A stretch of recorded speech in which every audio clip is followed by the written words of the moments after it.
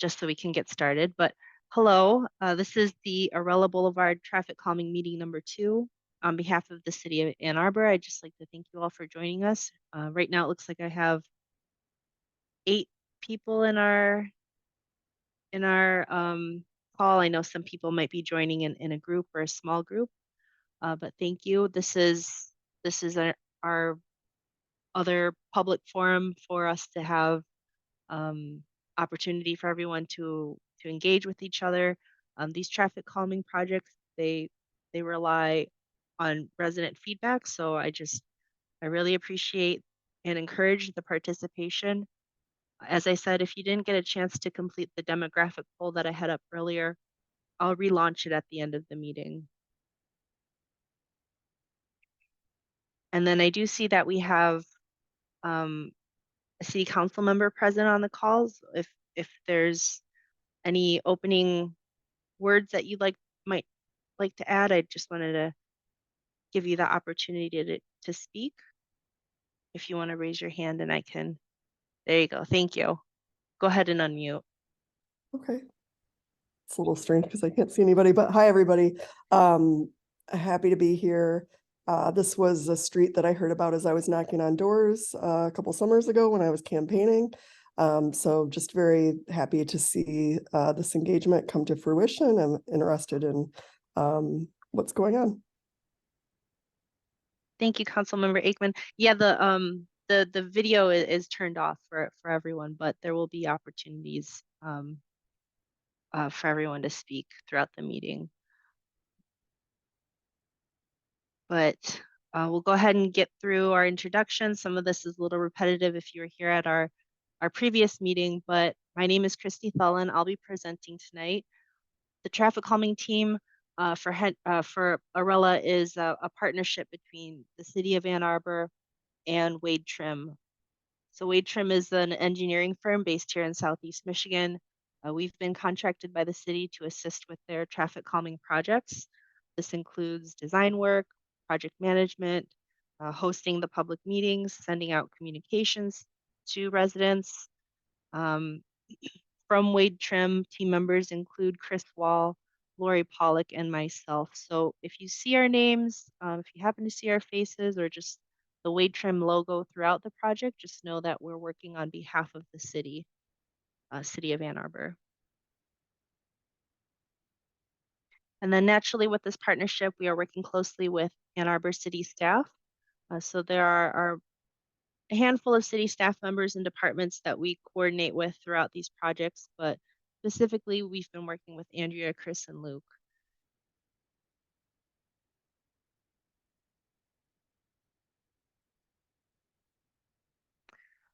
This is our meeting agenda for tonight.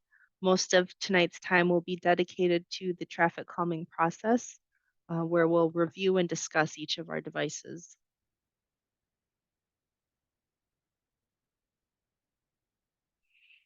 And then, just to get through these next few slides pretty quickly, this is the technology overview. I don't see anyone who's calling in.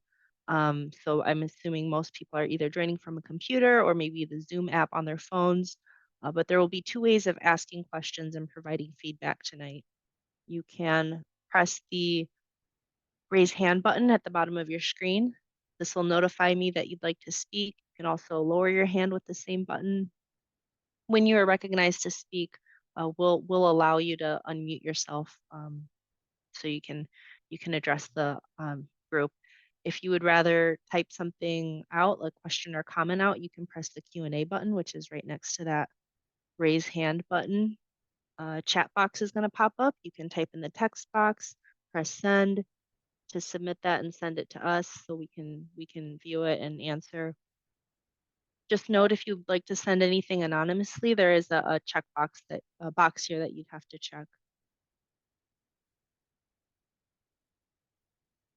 And then throughout the presentation, there'll be a couple points where we ask for community feedback using Zoom's polling feature.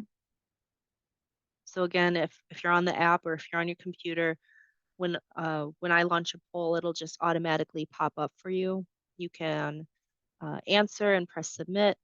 And then once it closes, the results will be popping up for you to view. You can press close to stop viewing, or um, just once we start moving forward, I'll close the results for everyone.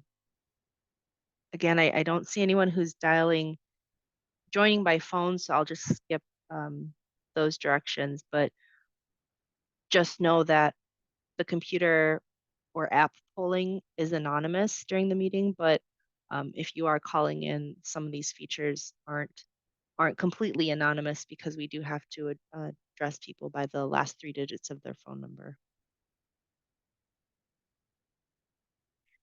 So just as a starter, I'll launch a test poll here. This is just asking if you live in the project area. So our project area is Arella Boulevard between Stadium Boulevard and Pauline Boulevard.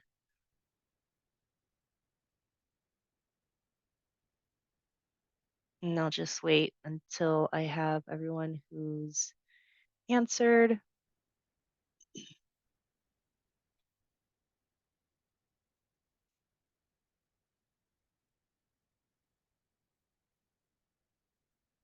Okay, and the results should pop up for you. Looks like the majority of us are residents, and I think that one vote for no may be our council member joining us.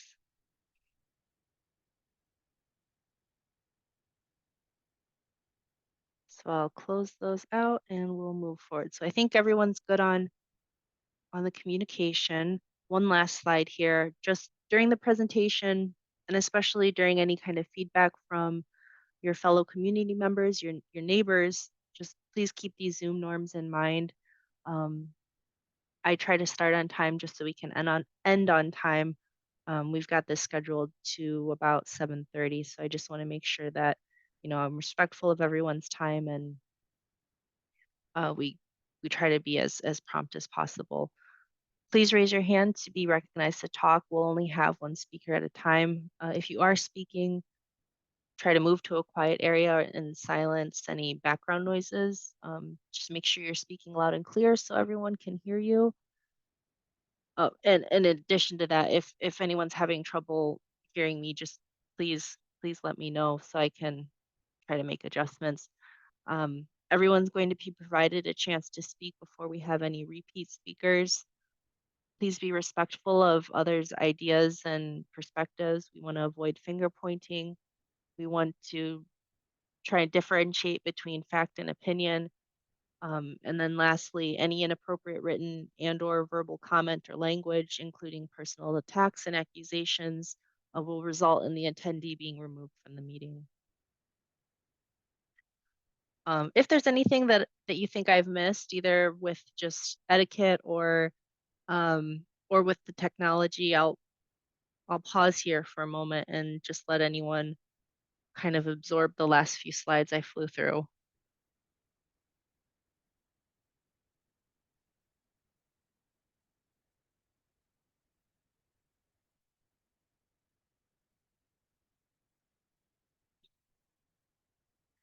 And I'm not seeing anything, so we'll go on to the next slide. Okay, so there's a lot to unpack with what you're seeing. This is the preliminary plan for Arella Boulevard. It combines what was mailed to everyone's home for that self-guided tour and what was marked in the street as a revision. So I'll just say it out loud. Just there was oversight on my part. Where we left meeting one was that we would explore the feasibility of a third device because our original idea only had two, and review the feasibility of replacing speed humps with additional curb extensions. So when the mailing went out, those all that information had not been gathered. So I know the mailing may have caused a lot of frustration or confusion with people. So I just want to apologize for that. I don't want anyone to feel like their voice has not been heard, or voices are not being heard or acknowledged. So we managed to squeeze in another field meeting, another meeting with the field inspectors prior to between the mailing and marking that self-guided tour in the street. So the two items that you see highlighted in yellow, those are those were not part of the mailing, but they were marked in the street. So you'll just see that there are um, three devices here. There are two devices for option one, or I'm sorry, there are two options for device number one. Um, I've received additional feedback since all this was marked in the street. I'll get to it in the next few slides, but I just want to kind of make sure that everyone's on the same page here, that what you see on this slide here is both what was marked in the street, um, or I guess just leave it at that. What you see on the slide here is what was marked in the street, noting that not everything you see here was in your mailing. So you'll see we have a total of three devices, two options for device number one. And this slide consists of speed humps and curb extensions.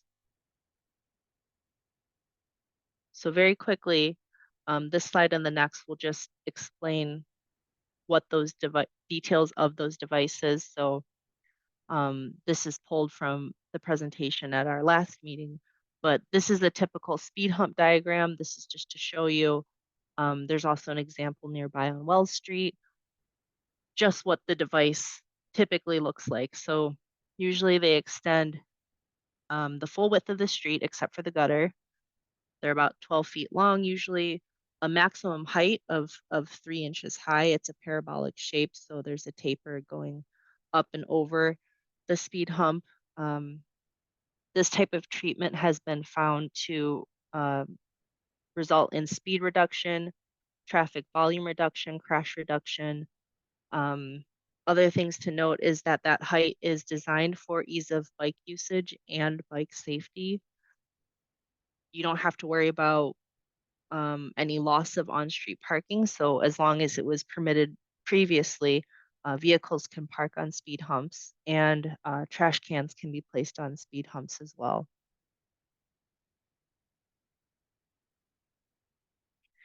And then the other device that we saw on that previous slide were curb extensions. So typical curb extensions. There's a couple different designs that you can do with those, but um, those diagrams are on the left, and then there is an example of the corner bump out, the curb extension at an intersection.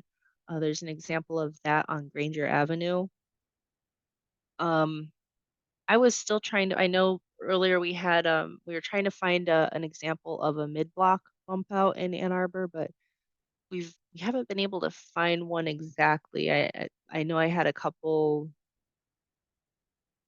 instances not related to traffic calming, but related to like pedestrian crossings that kind of mimic, but we couldn't find any specific mid-block examples. But um, curb extensions, they can be used several designs. You've got the bump out, the curb bump out, the mid-block bump out, and chokers. So curb extensions, um, they they just act as an extension of the curb line. They physically and visually tighten the corridor by narrowing the street width. So you can do two parallel curb bump outs to create like just a single lane's width passageway, or like a choke point. You can alternate them so they can create a chicane effect. Um, Curb extensions, they do require drainage considerations, because we want to make sure that anything that when we putting something, any kind of horizontal devices, that'll affect that may affect the current drainage of the roadway. They also require, they also many times require loss of on-street parking. They have been known to cause debris to collect around devices. And lastly, they have to maintain at least 20 feet of road width for emergency response vehicles. The ones that we've proposed in our preliminary plan are the mid-block bump out and the curb bump out. Um, when applied at an intersection, they can these extensions can shorten pedestrian crossing distances as well as improve pedestrian visibility and eliminate any illegal parking are just a couple other things to note.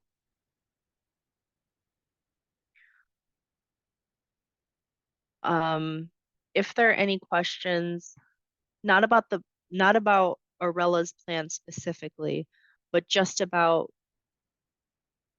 the general design or um, function of speed humps or curb extensions. If there are any general questions about the devices I just reviewed, please raise your hand or use the Q&A.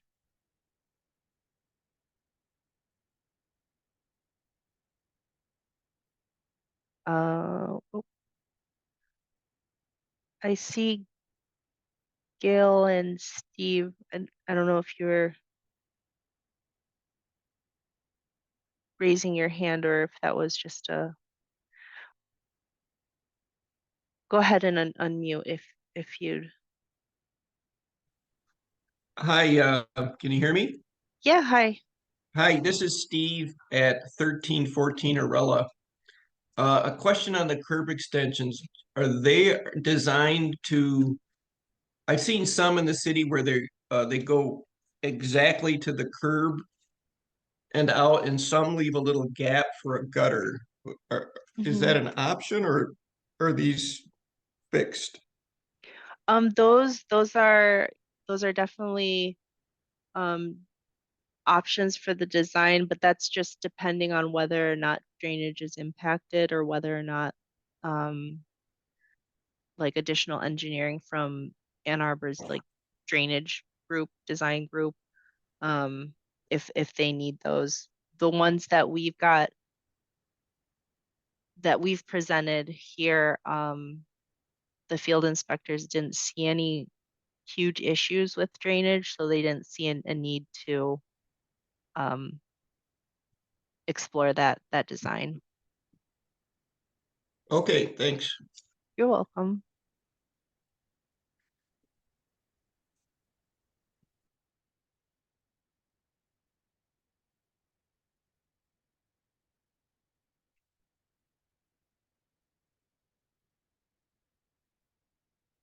I don't see any other hands raised. I don't see anything in the Q&A, so I'll move on. So the next few slides, it's going to be um, the device.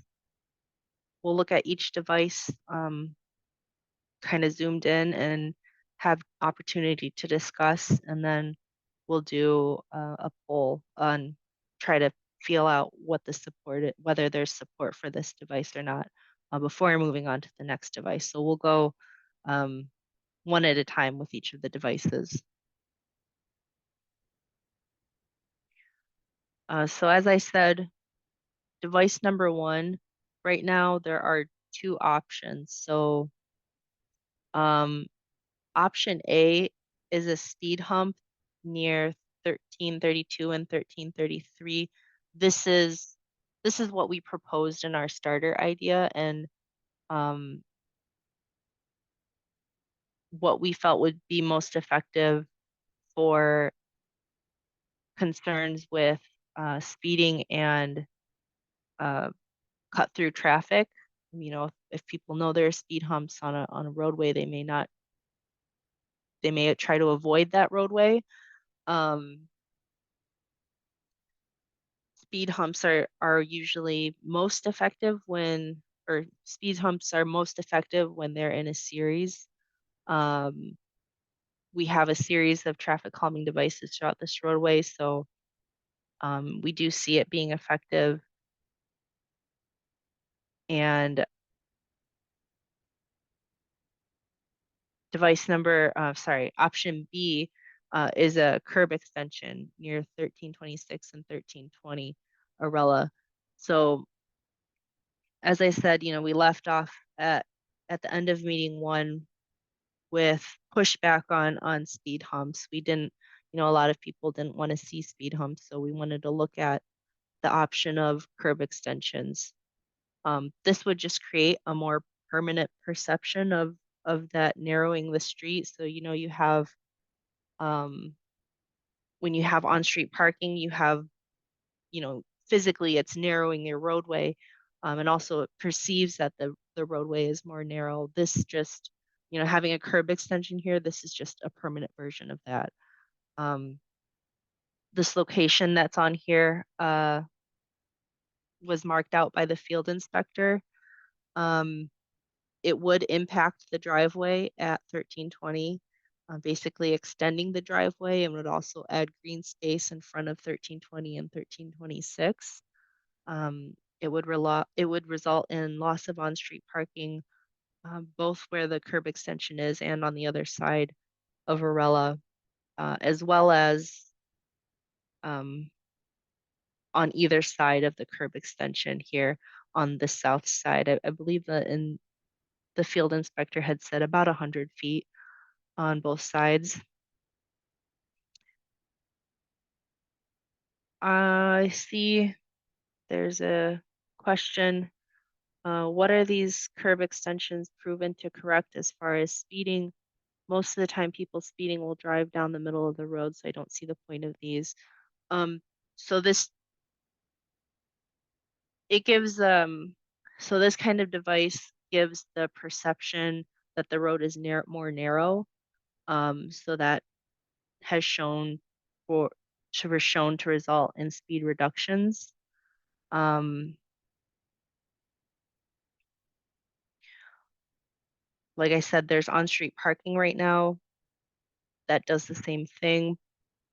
But if we're looking for something more permanent, like, if maybe there are a lot of times that there aren't any vehicles on the roadway. So this is just something that gives a more permanent narrowing of the roadway. It is wide enough for emergency vehicles to get through and around. It does meet, it can, the field inspector was able to determine that it would not, the way that they've marked it out around this driveway with the tapers here, it would not impact the drainage greatly. So we wouldn't need something like that drainage extension. I do have a couple hands raised, and I apologize, I didn't see who raised their hand first, but Thomas, if you'd like to unmute and say something. Sure. I'm on the other end of Arella. Does the traffic pattern lane stay in the same place or does it shift because of the bump out? The traffic so it basically takes up just about the same space as a parked vehicle, as far as how far into the street it goes. So the traffic wouldn't change from what it is now when you have a parked vehicle on the street.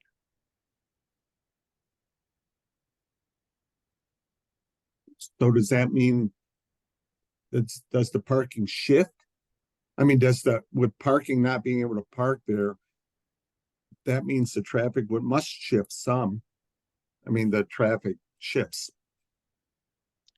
Um, because you're on that side of the street. You're saying you're eliminating parking on the east side mhm. for the full length of the street or just in that No, immediate area? not for the full length of the street, just like sorry, is my okay. Can you see the laser pointer? Yes. Okay. It would you would remove the on-street parking across from the curb extension as well as about 100 feet. It would have to be extend about 100 feet. So No. you would lose on-street parking, not for the entire length, but just, opposite the extension. Because I'm at the other end of Arella, and that would Mhm, bother me that I can't park in front of my house. So you're aware. mhm. No, and that's why we give these considerations because Right. I was thinking that these were originally going to be like a choker with each side just to narrow the path through the middle, but it's got to push the traffic slightly over if you're not going to be able to park on that side of the street. yeah, so we weren't able to propose a choke point just with the the requirement to meet the fire department's requirement of having You see, the clearance. I mean, if we could have, they would have just been really tiny. They wouldn't even have gone out any farther than like a parked car would have gone. You wouldn't have really been able to see them. I Um, see. I so would we be struggling with that in my case because I need to be able to, I would like to park in front of my mhm, house. You're going to make it such that, or the design would make it such that I can't. mhm. And that's an No, issue on my part, just so you're aware. no, thank you. I understand. That's why we just try to lay out all of the considerations, not to assign a positive or negative to anything, but just to give you all the considerations that come with these devices. Right. Thank you. Of course. Sorry, and I apologize. There was an addition from Caitlin's comment about how do these extensions impact trash, recycling, or compost pickup for those of us who have these curb extensions in front of our house? Do we put our trash in front of our neighbors' houses? We also have a ton of people parking on our street for game days. So the loss of parking on the streets mean that people who actually live here could lose their street parking if their spots are already taken by game goers. Can we make the street not open to public parking? Um, making, I mean, it is a public street that we can't, within the realm of this program, we can't turn the street into private. Um, Christy, do you want me to comment on that for you? oh, sure, Andrea, thank you. No, okay.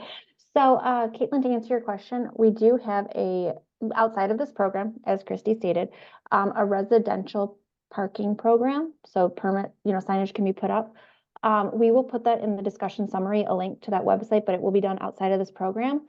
And I am not very familiar with that program. However, we can make sure that you get the brochure in contact with the right people if that is something you are looking to do. Just wanted to comment on that. And in regards to trash, recycling, and compost, it would just go right out front of the curb extension.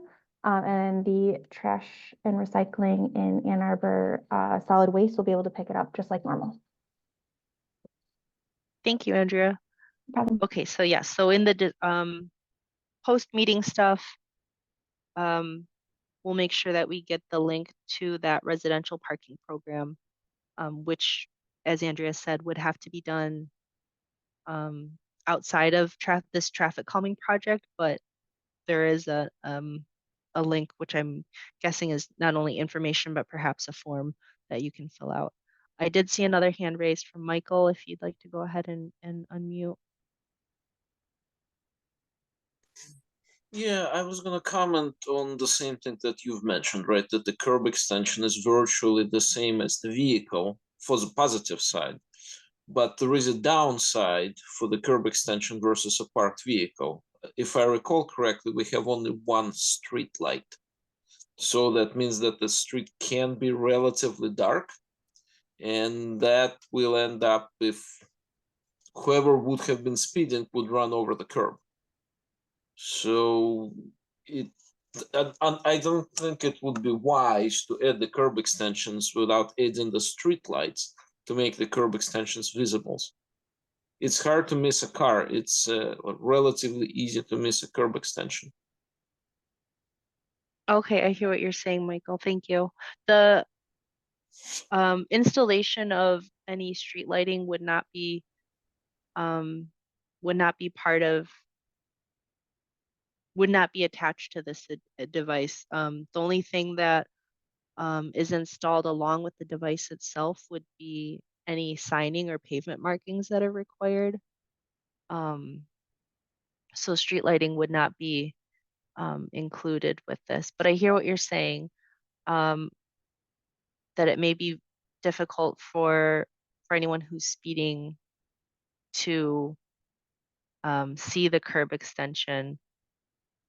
But and I'll add that when we come up with these designs, we want to, when we come up with these devices or choose which devices that we want to place, we do want to, you know, we have an engineering mindset when we're thinking about how they'll be effective. But that being said, we don't choose these devices to accommodate people who are speeding. The idea is that this should deter them. So, Well, not only people who are speeding, but the people who are driving at night with limited visibility. You have older drivers as well. okay, I hear what you're saying. So that's another consideration that we should be thinking of when we're weighing in whether or not we support these devices on their visibility versus parked vehicles.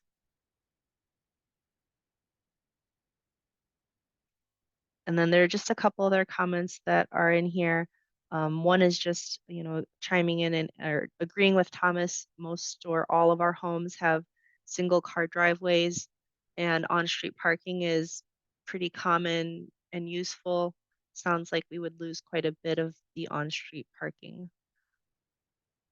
And then another comment that there is a lot of parking on Arella. The only time it's full is on football Saturdays, and we don't know these people. So I'm guessing that a lot of the people who park on Saturdays or on game days aren't residents.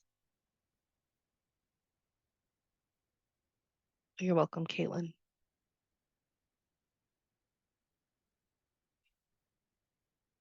Were there any other comments or questions on device one, option A versus option B?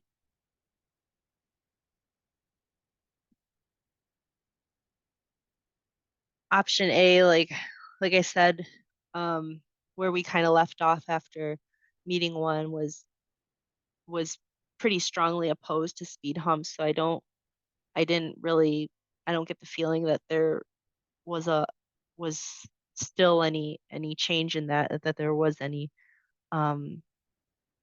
support. But yes, sorry, a comment did come in that I can answer. Just to clarify, that parking is permitted on top of speed humps. Yes, so speed humps, as long as on-street parking was permitted prior, you can still park on a speed hump as long as it's legal. It was legal before, you can still park there on top of a speed hump. You don't, there would be no loss of on-street parking in that instance.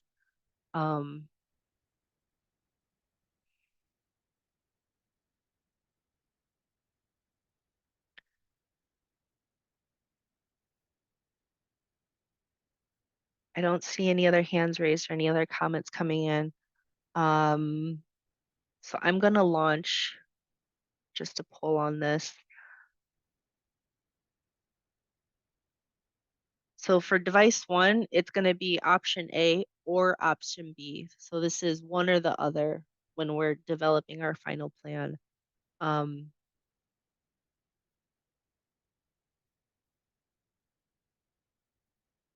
And I know everyone here replied that they're a resident of the project area, so I don't have anything split up between yes, I'm a resident, no, I'm not a resident.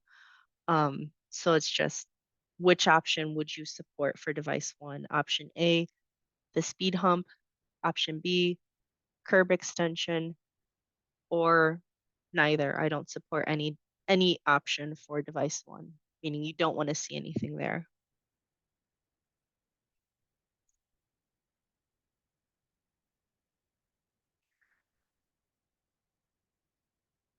So we're kind of scattered. But the majority is in favor of a speed hump.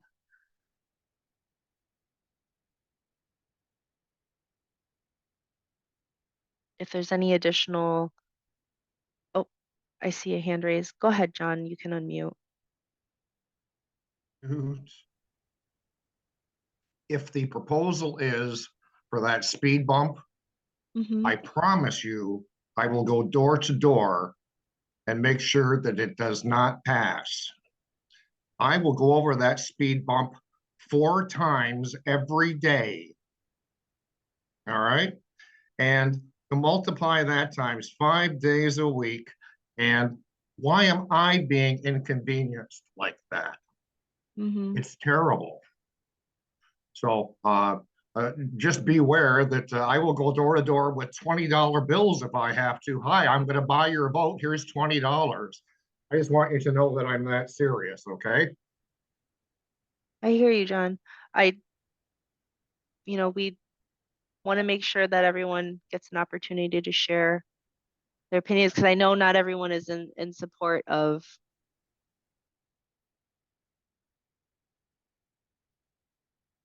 let's see, there was a comment. Should there be a question of support for either as well as neither?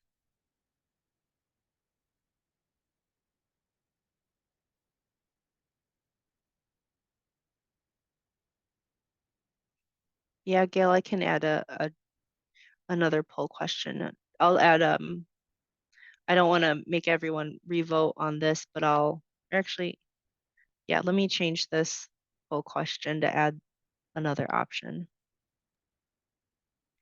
And then a couple other comments came in. The extensions would inconvenience people more, more people like Thomas though, which is fair. And then another, I agree with John. Also, I've seen speed bumps around town that are not maintained properly.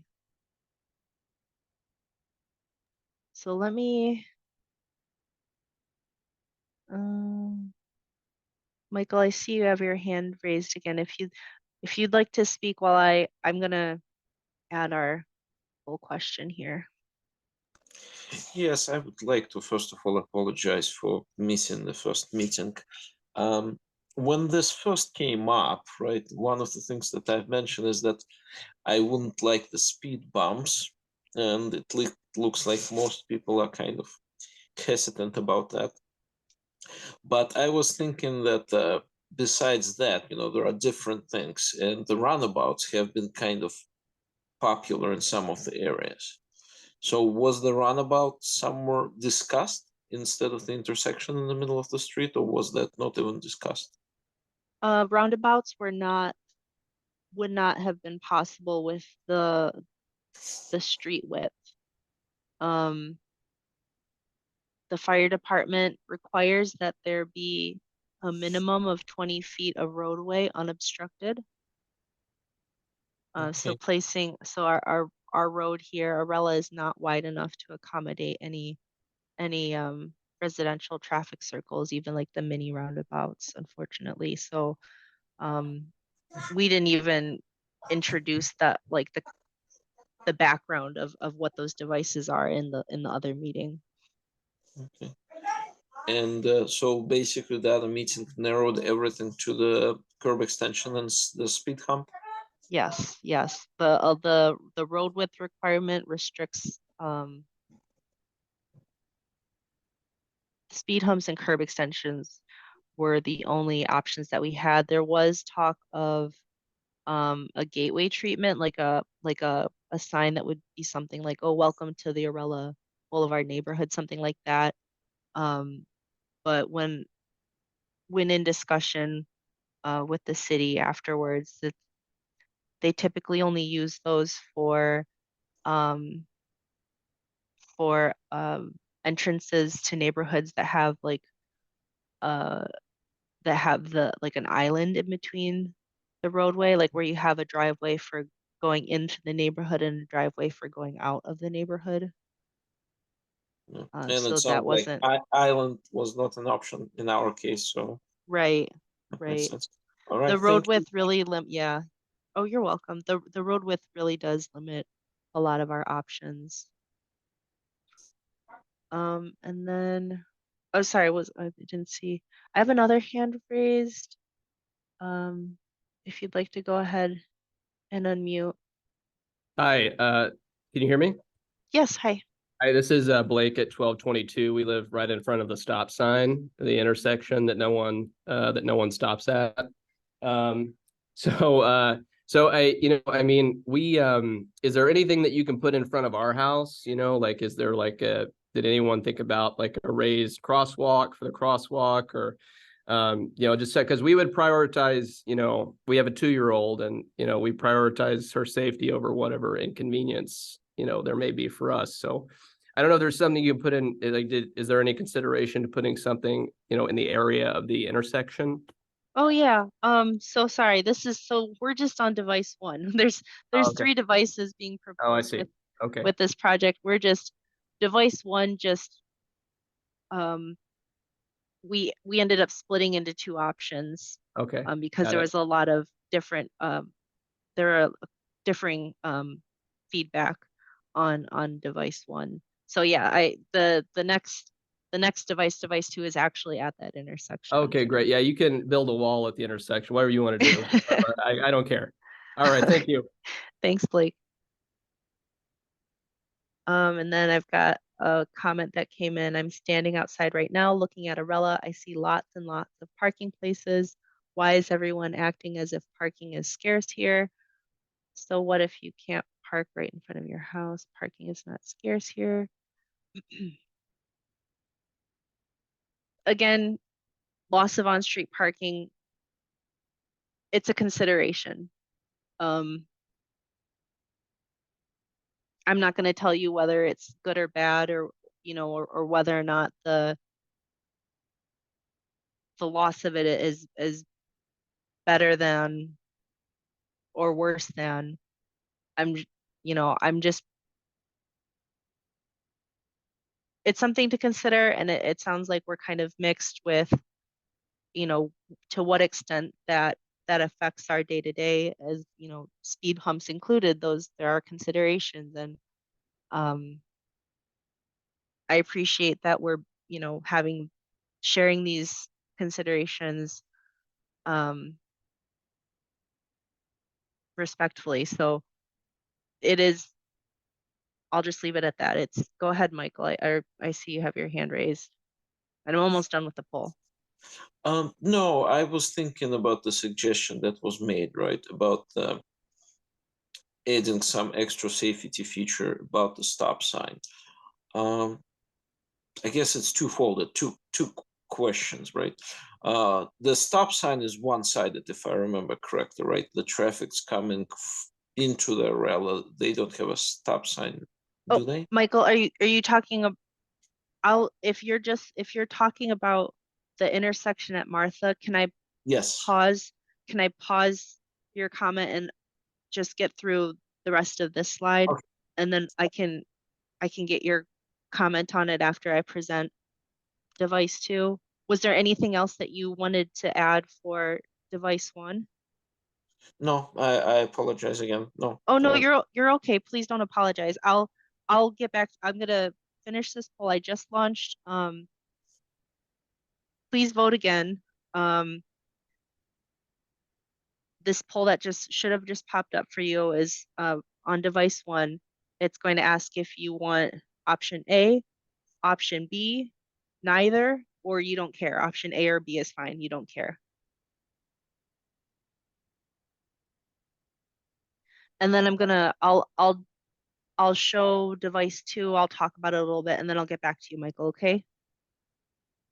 Thank you. You're welcome.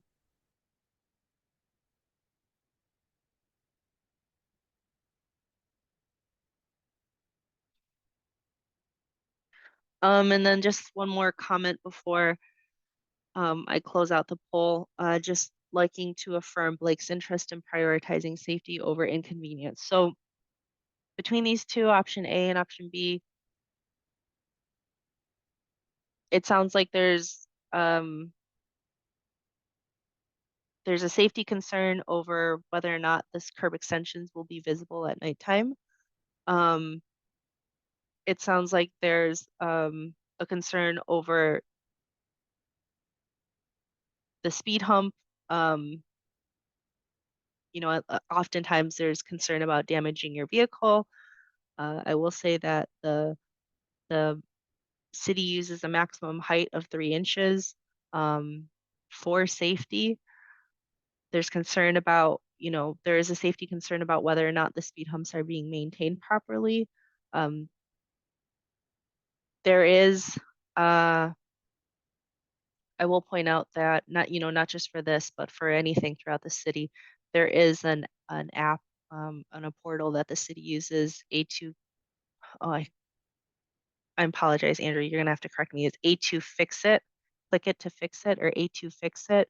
Yes, you are correct. And we can thank put that you. in the meeting discussion Thank summary you. as well, the link to it. So for anything that needs to be maintained, you just take a picture with your phone, it's in an app, and then we handle it. Yes, so that is something the city uses to keep a record of any safety concerns or maintenance concerns.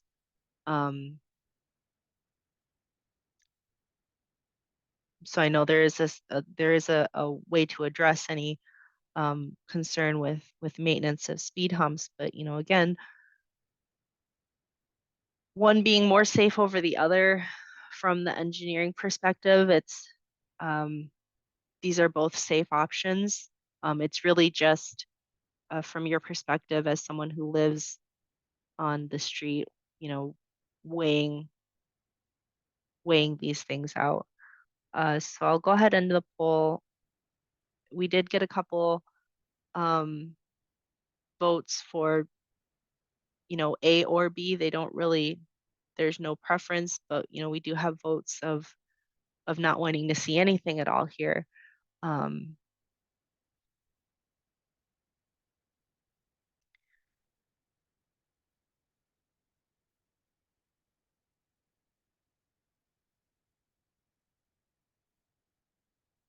And then there's another comment about parking on street parking.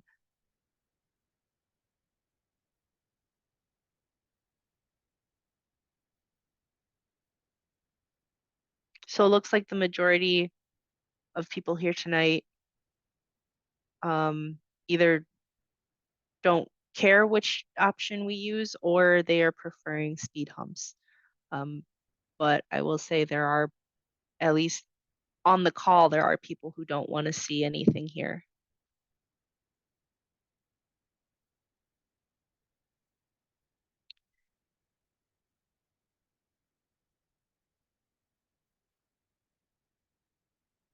So we got the polling recorded for that. I have comments and considerations.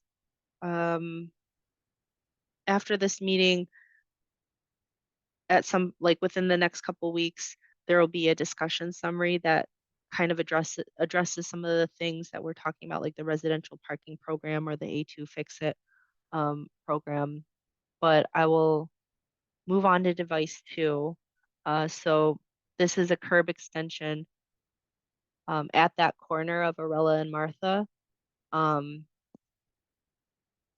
This intersection is a low point on Arella, so there's been a lot of feedback, you know, from the initial questionnaire that we sent out during meeting 1.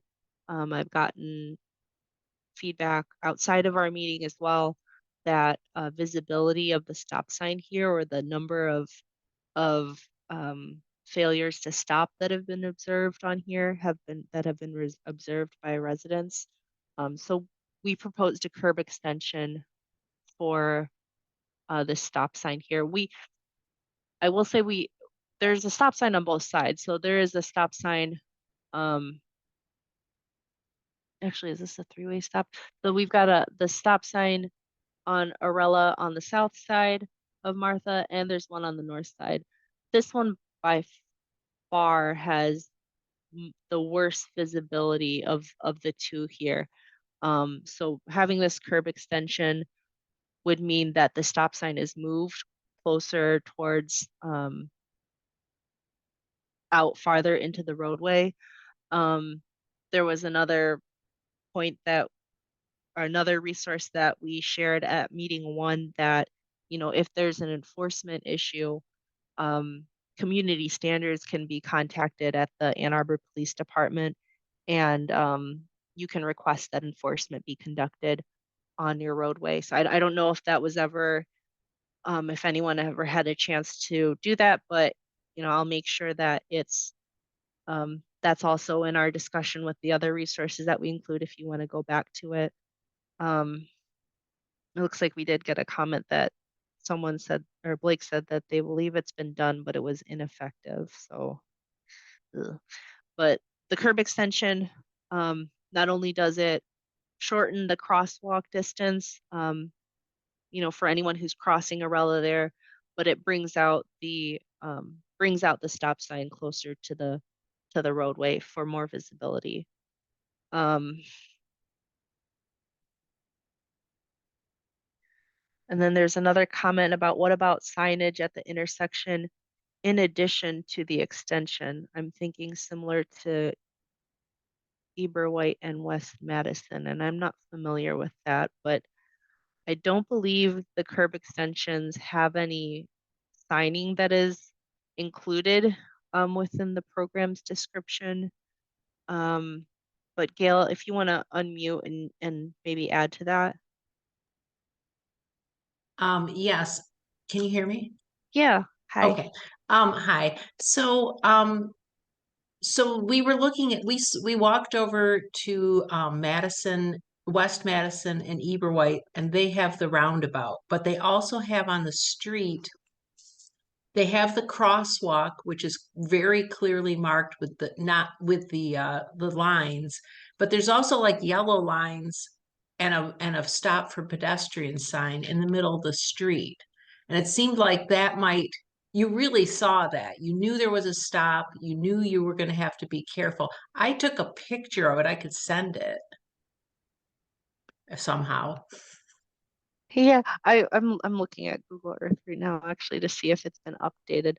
So the pedestrian signing, that would not be something we do within this program, as well as any kind of pavement markings that aren't part of a Okay. device. So the only time we would do pavement markings for like a crosswalk would be if we're doing a raised crosswalk or a raised intersection that includes the crosswalks.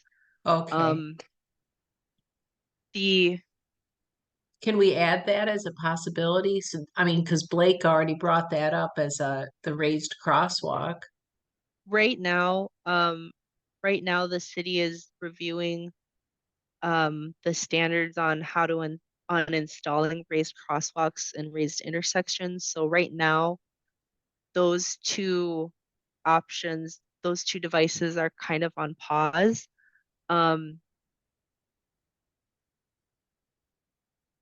We do have, I will say that we do have a number of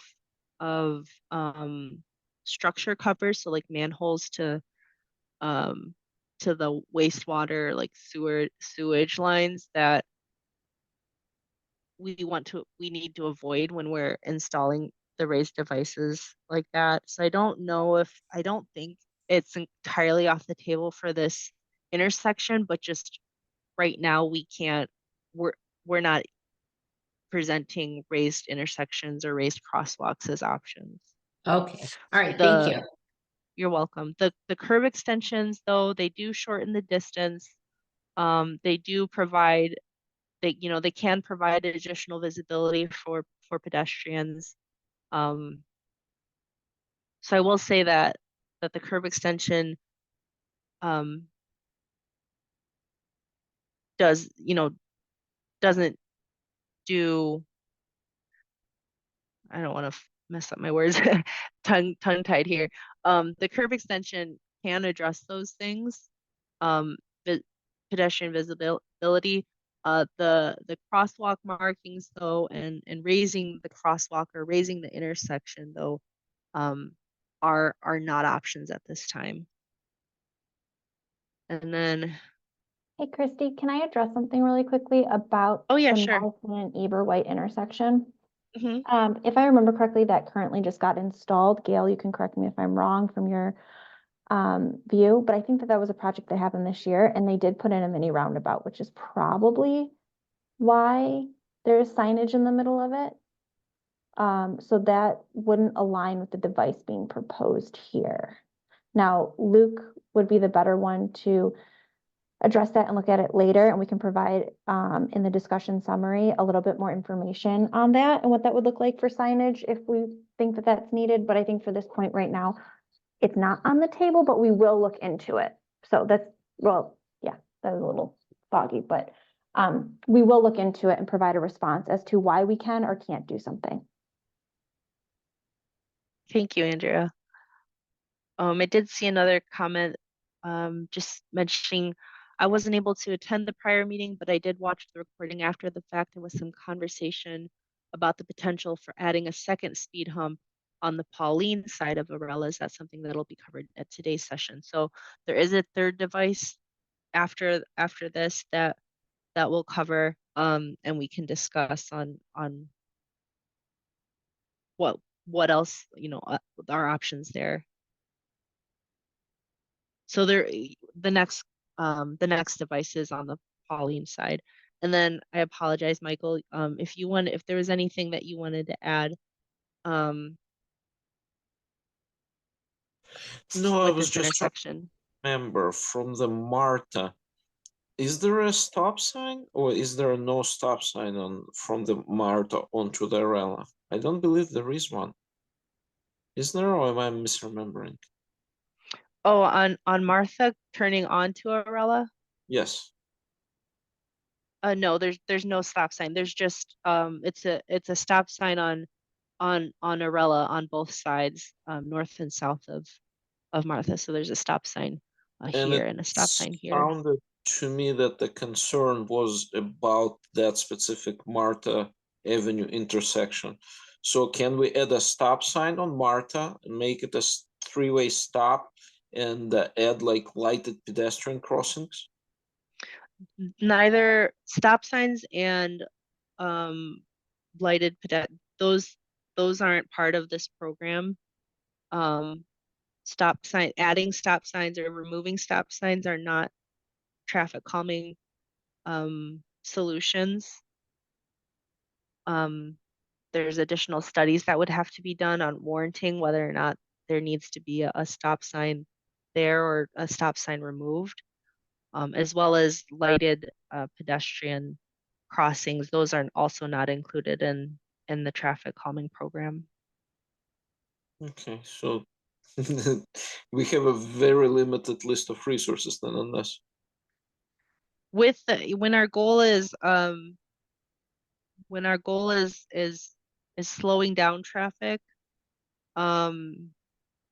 because when we get into like stop signs, or things that are lighted or signals, it becomes larger than just speeding. There's other considerations that have to be taken, and those are just outside the scope of the program. I heard two issues that were raised tonight, right? There was a discussion about the speeding, but there was also a question about the safety. Speeding, I know everybody feels differently about it as far as how badly it is. I personally didn't think that it was quite as bad, but I would certainly sign up about the safety portion, especially for the little kids, right? So that's why I'm kind of thinking that maybe we're not asking the right questions. Maybe we should be talking not so much speeding, but more of a safety for the residents of the street, because, to make it safer and less inconvenient for everybody. Thank you.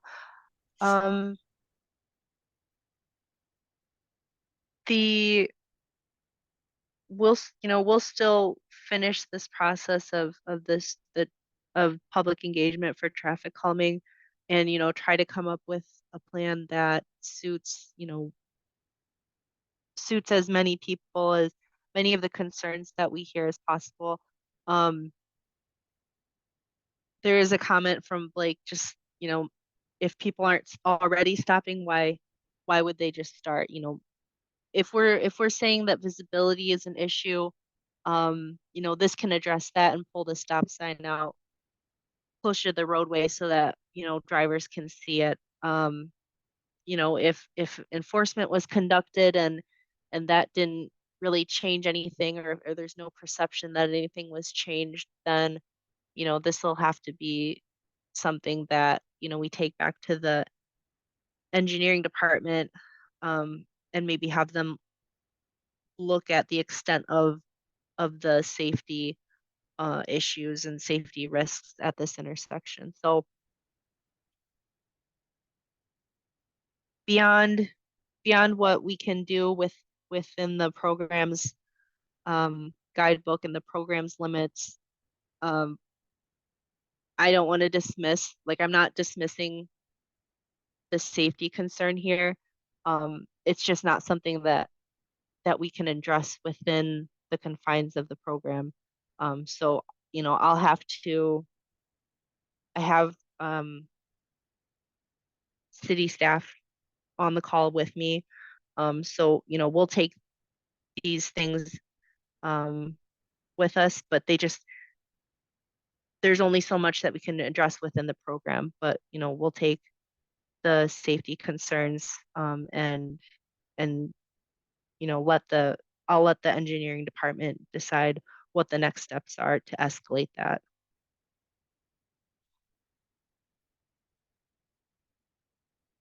There was another comment that said, can you look into having having two crosswalks on Arella at Martha?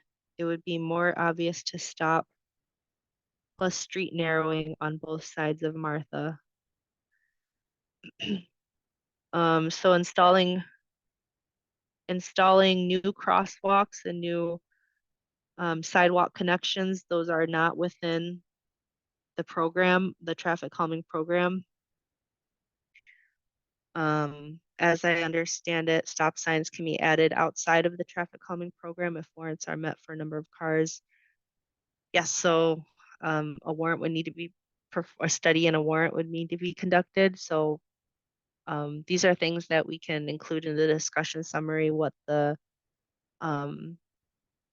options are, what the avenues are for exploring, you know, new crosswalks or additional stop signs. I'm going to launch a poll.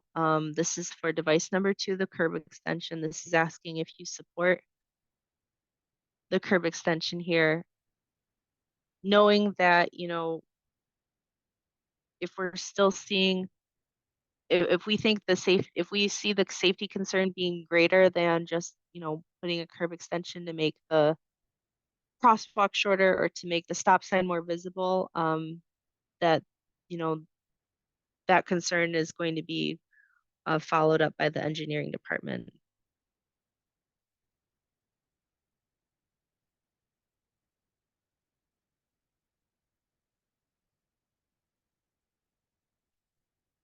Another comment came in saying it also may be helpful to understand how people are defining safety. So what I've been hearing is that, you know, especially people with small children, and observing cut through traffic or speeding or specifically not stopping at the stop sign, there's a safety concern for people using the crosswalk there. And if there's anything else that someone would like to add, I'll give it a moment or two before moving on.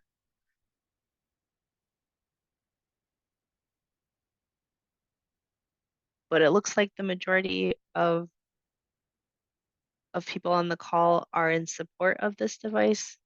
I do have people who are not in support of this device. I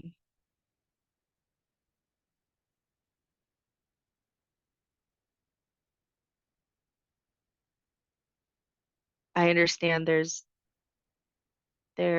concern that, you know, this might not be enough.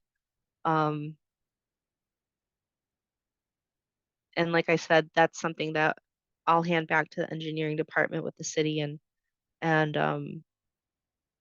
they'll be able to determine whether or not, you know, they need to do a study specifically at that intersection.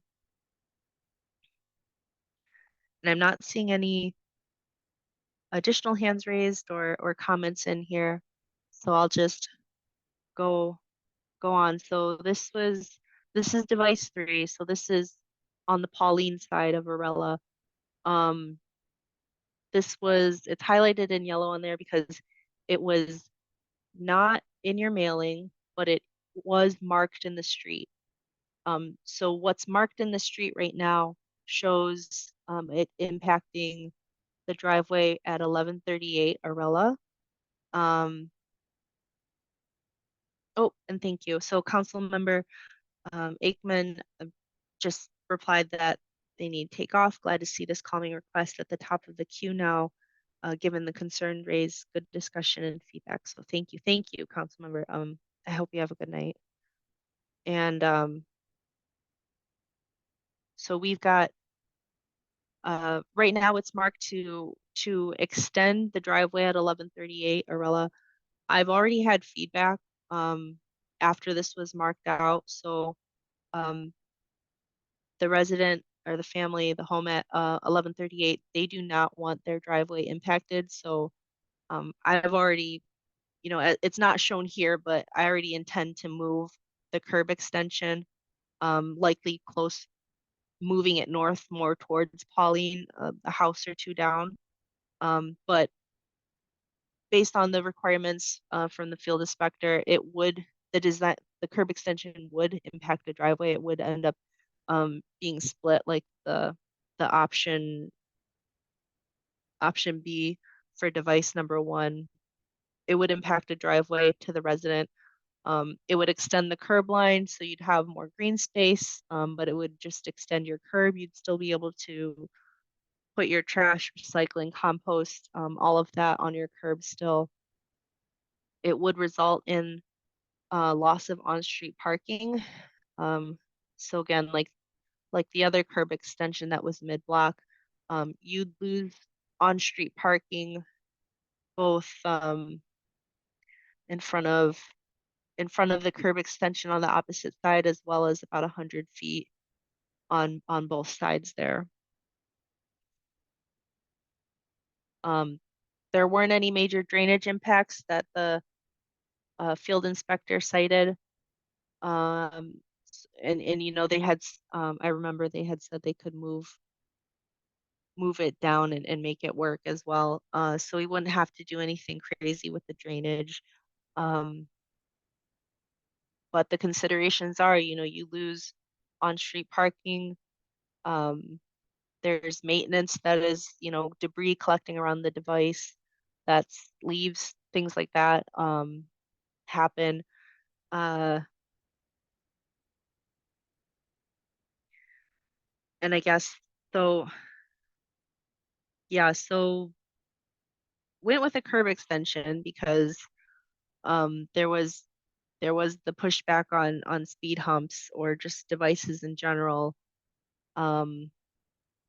But I guess I'll just open the floor if there's any comment or question or any feedback that anyone like to add for this one.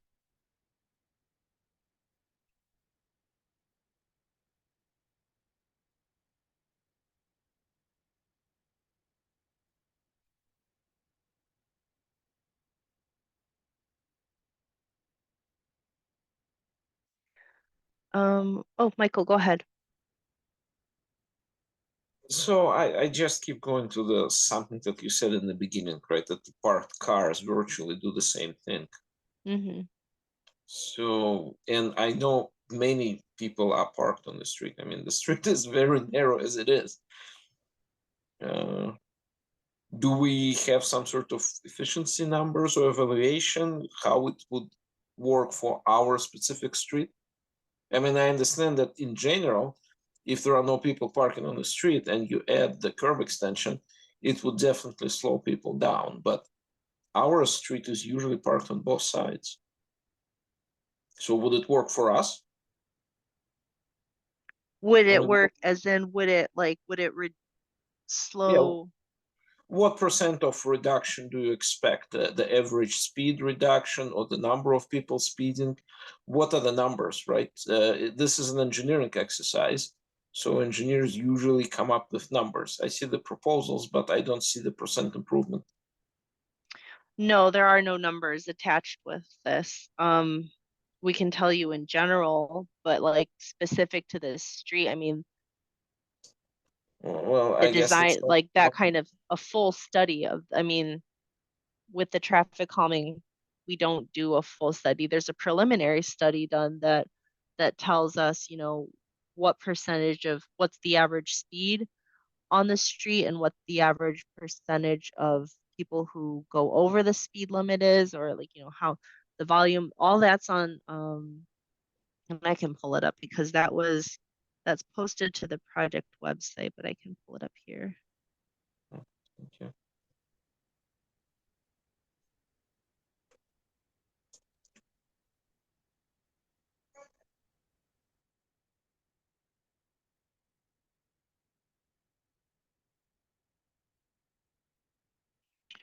Um,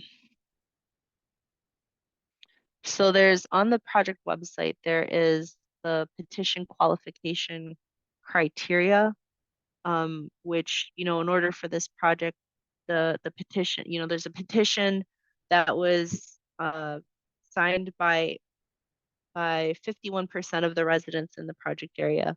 And then this preliminary study was done to using the program's guidelines to determine how many points um, were were awarded. So the average speed on Arella Boulevard, and this data was collected uh, in the fall last year, August, September. The average speed for Arella was 22.3 miles an hour, with the 85th percentile speed being 28.2. So, and then was there percent violators? So about 36% of people going over the speed limit, which is 25. And percent violators, average daily traffic, about 200 vehicles a day. I mean, there's no real way to assign numbers to whether or not the curb extension is going to slow more people down than a parked car. I mean, that would just be something that that could be done like as a follow-up survey, comparing it to the numbers before. But I mean, that also takes into consideration if you have multiple devices, it wouldn't, you know, something like the numbers, like for a speed hump, I can tell you in general that there are studies showing you know, X percent in speed reduction, or X percent in traffic volume reduction. With the curb extension,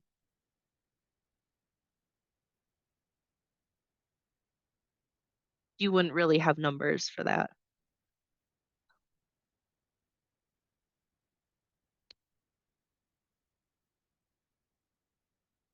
All I can say is that you know, if you have a parked car, if you know, if you see parked cars in the street, it is going to do something to visually tighten the roadway. But if we feel like there aren't, you know, if we want something more permanent, we can put in the curb extension. There's a comment saying that moving the curb extension would be almost directly across Thomas's driveway, and he is in strong objection to this. So you have neighbors who don't want to be impacted by the loss of on-street parking. There's another comment that says there's no guarantee that the cars will be parked in the quote unquote right place in order to slow traffic as with a permanent curb extension. if you're not seeing cars, I mean, it doesn't sound like the street is filled with parked vehicles all the time. Like I said, this is just a permanent installation or somewhat more permanent installation.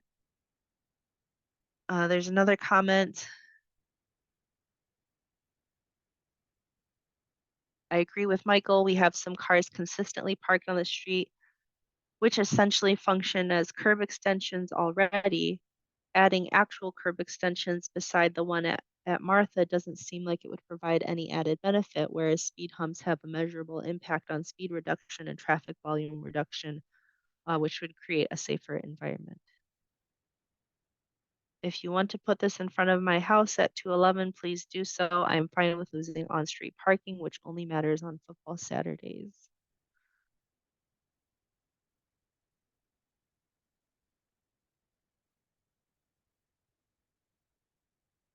Mm, 1211, I'm sorry if I misspoke.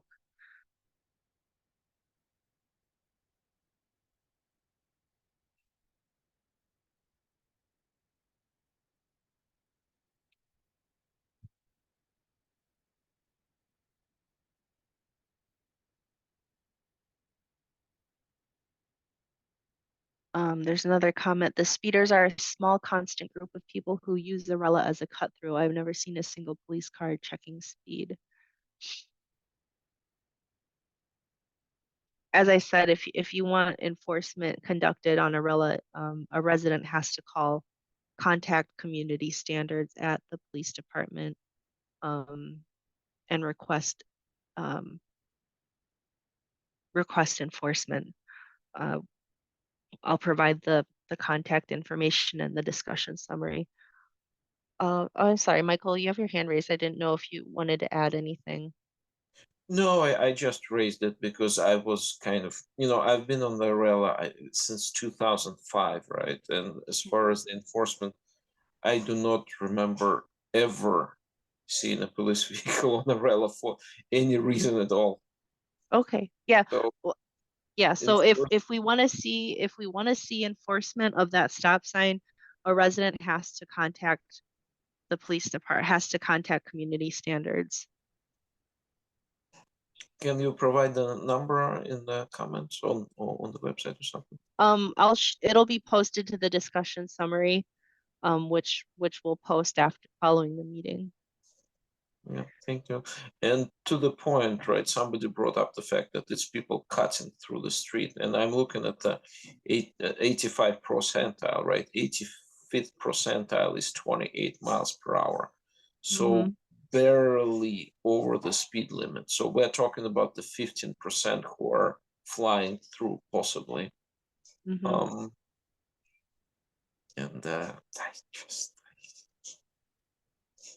I mean, everything that we've talked so far, right? Inconveniences somebody on the street. And we've got 85% who will be inconvenienced over the 15% who are, who maybe we will slow them down, maybe not. So, I mean, if it was a bigger issue, I think if we had like the other way around, 85% speeding and only 15% observant, then I would say, yeah, the traffic calming will for sure bring down the average. But the majority of what we're talking about here, the traffic curb extensions and things like that, that for the 15 percentile of driver, half of them will consider it a challenge to speed up and go around it. So I hear you. Yeah, I mean, I hear what you're saying about the curb extensions and adding a single speed hump, but it will slow down the average driver, right? The people who are now going 28 or 22 is the average speed on the street, will bring those down to 15 as they crawl over a single hump or as they navigate the extensions. But I don't know if we can really move the mark with the 15% of the speeders. I mean, Michael, the average will come down for sure, but yeah, Michael, thank you. I'm gonna I'm gonna have to stop you, because we are running short on time. So, very quickly, I'm hearing that, you're trying to weigh the benefit of putting these things that seem to be bringing a lot of inconveniences to people. And, this is what we have to put on the table, but, as a group before we vote. Alyssa, I'm gonna launch the poll, but Alyssa, you can go ahead and unmute if there's anything that you wanted to add or comment on. Yeah, thank you so much. I really want to encourage us. I've been grateful to be a part of this neighborhood. And I think that part of our role as neighbors is creating a safe place for all of us and our families. And so I hear the numbers argument of, is the speeder the exception to the rule? But I would also encourage folks to think about the fact that it only takes one time for someone to be harmed. And so I'm grateful to live here, and I hope that we are all trying to keep each other safe. Thank you, Alyssa.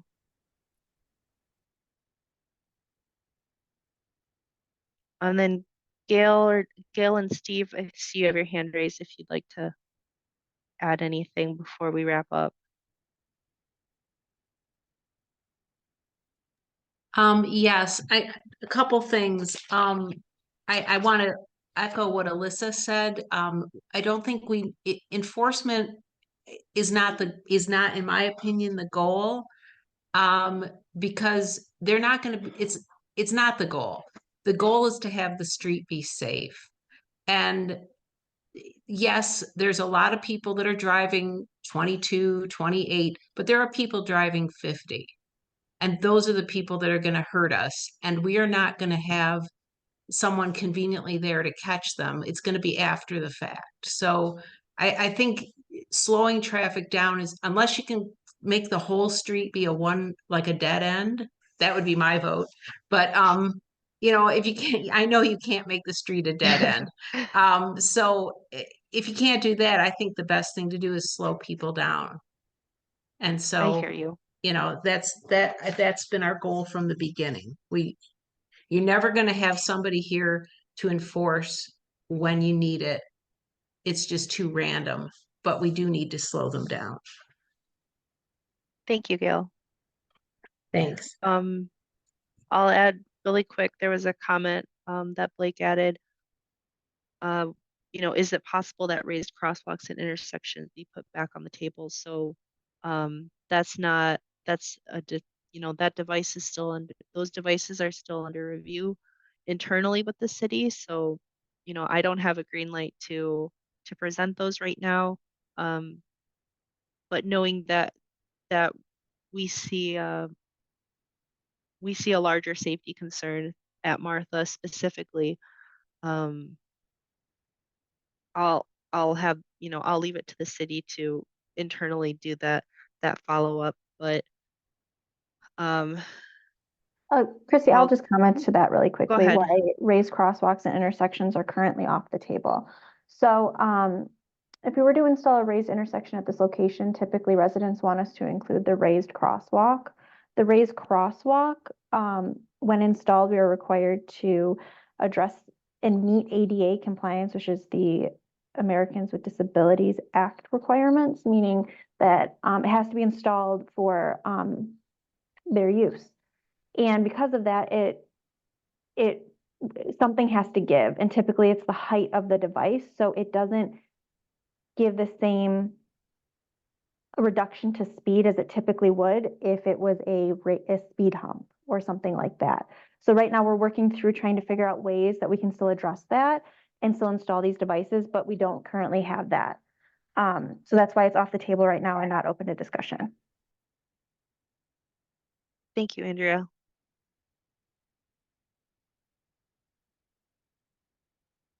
So I have 10 out of 11 who voted on the poll that's up for device number 3. I don't know if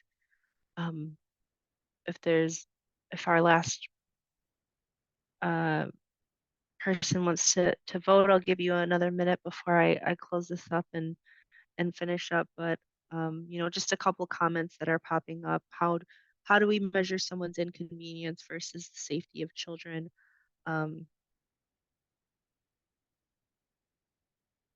North end of Arella generally has more cars parked on the street than the south end. Constant speeders will be happy to play raceway and speed up and brake hard and still speed. Sounds like this is in reference to speed humps, I think. And then are there numbers to back up speed bumps measurably reducing cut through traffic? So yeah, that was in one of the previous slides that I'll go to really quick. So again, this was the speed hump slide.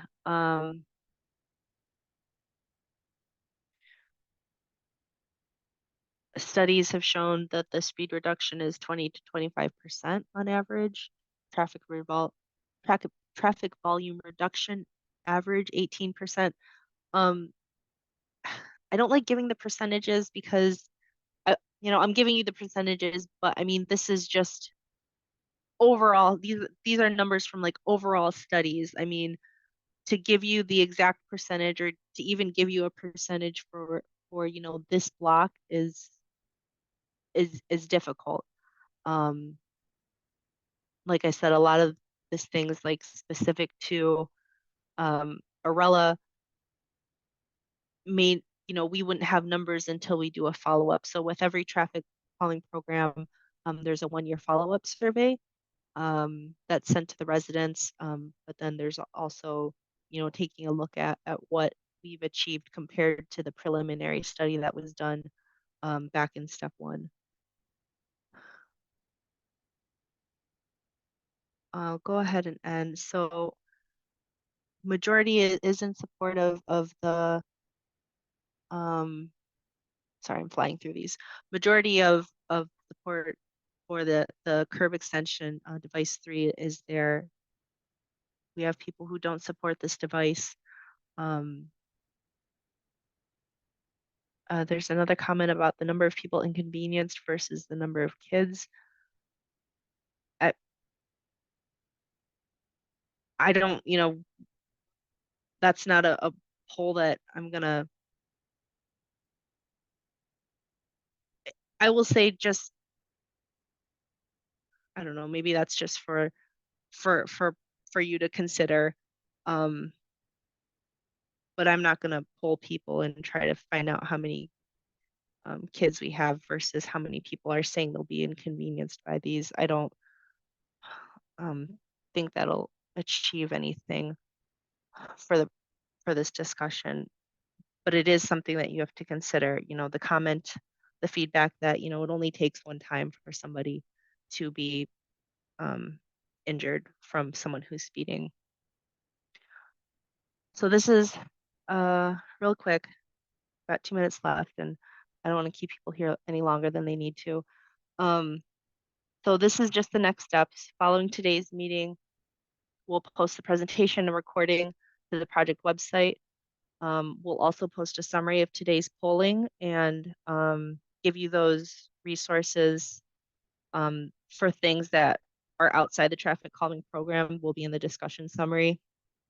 So we'll use the feedback and everything to finalize our design plan.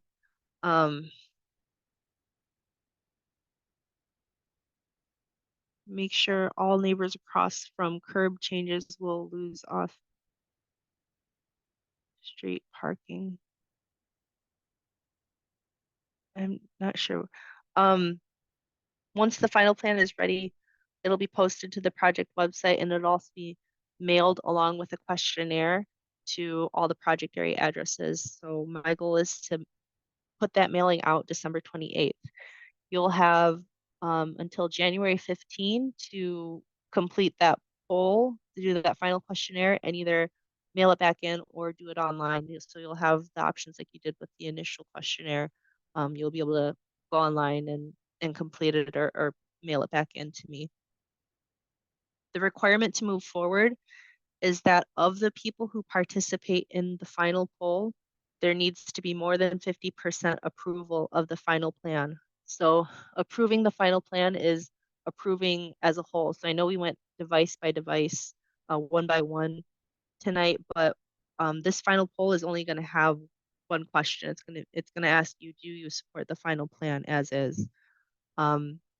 If you participate, you know, of the people who participate, there needs to be more than 50% who approve. So if only 4 people participate in the final polling and it's a 50-50, the plan does not move forward.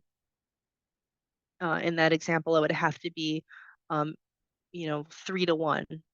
It would have to be more than 50%. So if the requirement is met, our team will then request support from Transportation Committee, and then submit it to City Council for approval. So based on the poll results, there's a question here. Couple questions here I'll address real quick. So based on the poll results, is the proposed final option speed bump for device 1, curb extension for device 2, and curb extension for device 3? Solely based on the feedback from tonight on the polling questions, yes. Majority of people were in support of a speed hump for device 1. Either speed hump or they didn't care between the two. And then yes, curb extension device 2 and 3. There is do the final poll letters go to tenants or owners? Both. So any residents and then any owners who have a different address listed, we send owners as well who may be outside of, who may not be living at the Arella residence. So those are the next steps going forward. Please reach out to me. This is my contact information. If there's any more explanation, any more discussion you'd like to have, any questions that you feel like did not get answered or addressed, or that you just think of after today, that's my phone number, that's my email, that's the project website. I know we're past time. I'm going to launch, if you have time before you leave, there's a demographic poll that was launched before the meeting started. But if you didn't get a chance to fill it out and you can, please do so. It's anonymous. This is just a poll the city uses so they can shape their public engagement efforts. There was a comment on here. We need to make sure all the neighbors across from curb changes will lose off-street parking. And I can, you know, in the final plan, if that's helpful, we can highlight approximately how much space of on-street parking would be lost with any curb extensions. I can make sure that's incorporated in the final design. So yeah, we're after 7:30. I just want to say thank you for your time and your participation. It's important to get all feedback, even if it's coming from different sides of the project. I just want to appreciate thank everyone for, you know, coming together and being respectful and sharing your opinions. So